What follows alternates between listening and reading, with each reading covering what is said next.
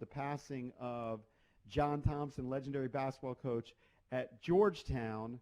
And he did have such a huge impact on the city. He created a family atmosphere there at Georgetown, and as EB mentioned earlier in the show, most of them graduated. They were there for 4 years. You know, times have changed, and times changed at Georgetown with Allen Iverson, who was there for 2 years. But that was another thing that I think you'll remember him for. He gave Iverson a chance.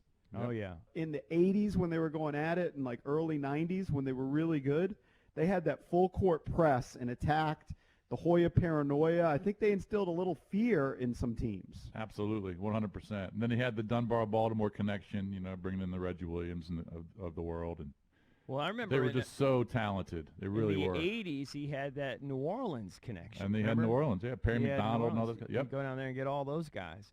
And he was fiercely protective of his players. He generally had a rule, right, where he didn't allow freshmen to talk to the media. He was old school that way.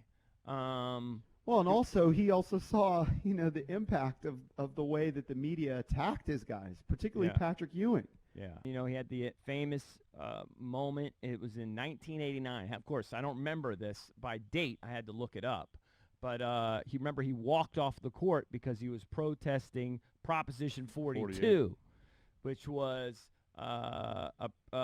something that would deny scholarship to freshmen if they were academically ineligible. And he thought that was unfair to kids. If they just took away their opportunity to get a scholarship, then what were they going to do? So, yeah, I remember he stood up for that. I think, did John Chaney stand up for that one too? I think so, yeah. A couple of those guys, very, very influential, very fiercely protective of his guys. And they were all loyal to him, right? 100%. Right back at him. So, 100%, yeah. Like you said, he was a father figure to most of those guys. Yeah. You know, growing up on the West Coast in the early 90s, Georgetown basketball was huge. And then when I moved here in 2007, I was kind of shocked that how much bigger it felt elsewhere than it did here. It was such a, like, and I know the program changed a lot, but it felt like the program here was Maryland locally. But like growing up in high school, every kid was wearing Georgetown stuff. Everybody talked about Iverson all the time.